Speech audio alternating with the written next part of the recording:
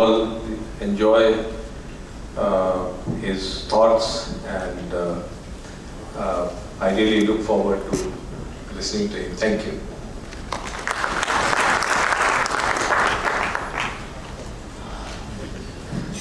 Thank you very much, sir. We have, this is the way we have designed this, this program, is we'll have Professor Kaushik Basu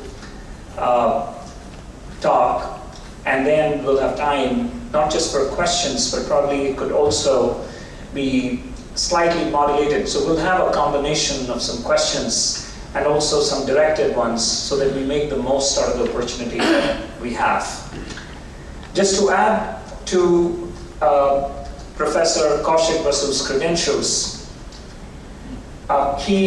please join me in welcoming him, and I'd like to use the word Padma Bhushan, Professor Kaushik Basu. He is currently the Chief Economic Advisor, the Ministry of Finance, Government of India. He served, in fact, he was born in Calcutta. He studied at St. Xavier's Collegiate School, went to St. Stephen's in Delhi University. He attended the London School of Economics, and then he completed his PhD from the same institution.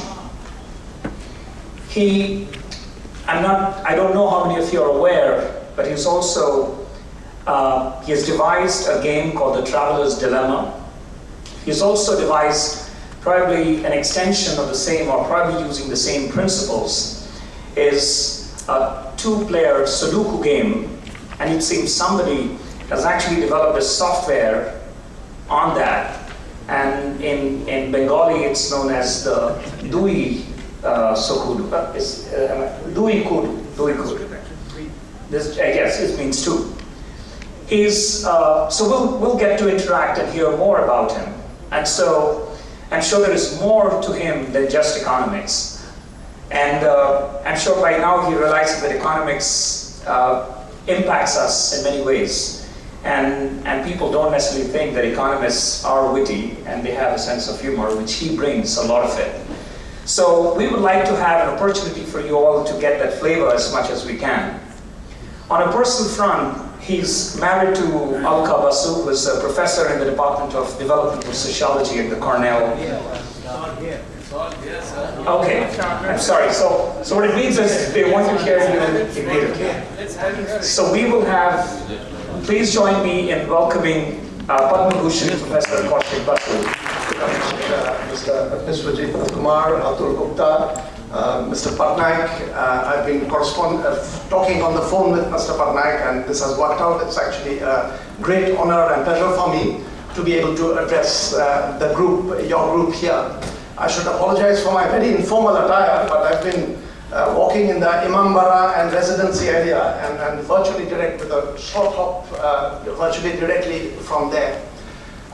My plan, as we have discussed briefly, is to tell you a little bit about the current state of the Indian economy, especially with the global crisis and how it's affecting us. And then really through questions, answers, comments to join you in further discussions. And as Mr. Gupta was saying, indeed, economics is a very strange subject because at one level there is no getting away. No matter which part of the government you're in, you have to deal with a certain amount of economics. At one level it's completely colloquial, you see it in newspapers, you talk about it, but there is also a technical side to it, which is confounding, troublesome, and you don't know quite how to handle.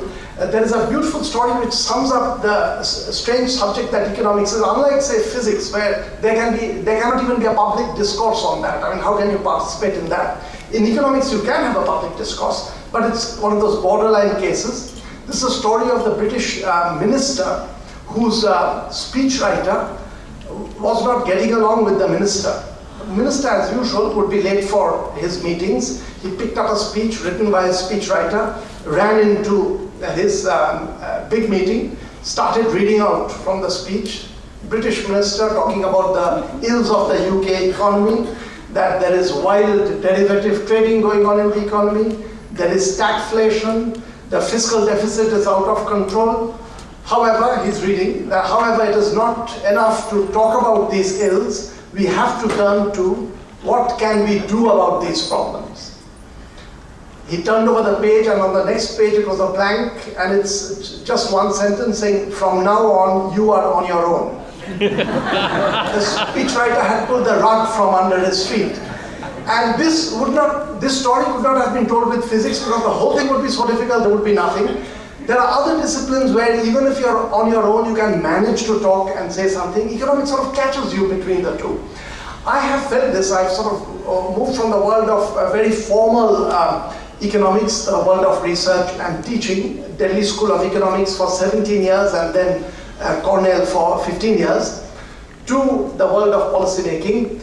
I have to say, and this is quite honestly, that very often as an economist, I would treat my discipline as intellectually extremely elegant, very beautiful, but I would doubt that it has great amount of relevance. It's beautiful constructions, theoretical constructions. Having come into government, ironically not when I was working as a full-time research economist, having come into government, I really do feel that there are some basic principles which can be put to use for great improvements in the quality of life, in getting development, in getting growth going. And in this short roundup I give you of the Indian economy, I will try to describe you some of the areas where one can bring the knowledge of economics to try to improve matters. Let me quickly sum up the state of the Indian economy. As you probably know, because this is sort of newspaper headline matter, during 2009-2010, the fiscal year, the Indian economy is believed to have, CSO estimate, we still don't have the exact figure, is believed to have grown by 7.2% by the end of this month. So in a few days' time, we'll get the exact figures. CSO will come with it. My own back of the envelope calculation is that during the last quarter of the financial year, which means January, February, March of this 2010, the Indian economy should have grown at above 8.6%. It's a bit risky to forecast a number when you know that the actual number will come out in 3-4 days' time. If one is careful, one makes forecasts about distant things, but not about something which is about to come out. But let me say that my belief is, I can be wrong in these things, there are always, there's an element of uncertainty around this, but over 8.6% in the last quarter, which actually does make the overall year's growth rate about 7.2%, and we should be back to an 8.5% roughly per annum growth rate, which is the Ministry of Finance's now official forecast. Which, just in case a lot of you are not economists, by global comparisons, this is actually just remarkably good performance. If you take, for instance, the G20 countries, which have all the powerhouses in the world, and some of the newly emergent economies like Indonesia, India, and of course China. Among the G20 countries, if you take last year's growth rate, India, as I just told you, expects 7.2. Of these 20 countries, 17 have 0 or negative growth rate. Only 3 countries have positive growth rate. China at about 9%, India 7.2, Indonesia about 4.5 or so. So it really stands out in the sort of global comparison, India's growth performance. This growth performance has been quite remarkable for quite some time. The first sort of real step up in growth rate takes place in 1994. 1994, for 3 years, India had a growth rate of 7% per annum. You may remember Raj Krishna's beautifully coined term, Hindu rate of growth, used to be 3.5%. India was stuck at 3.5% for a very long time, couple of decades. But 1994, for 3 years, it was 7%. It drops a little bit in 1997, not very surprising. The East Asian crisis had hit the world. It drops a little bit. It picks up again in 2003, 7.5. 2005 onwards, it's 3 consecutive years of 9.5, which is really quite unthinkable for India historically. What's driving this growth? For any theory in economics, there will be a multitude of views. I feel the reforms 1991 to 1993 were extremely important, but you know, one very important variable which we've seen in global studies, when a country saves and invests a large part of its national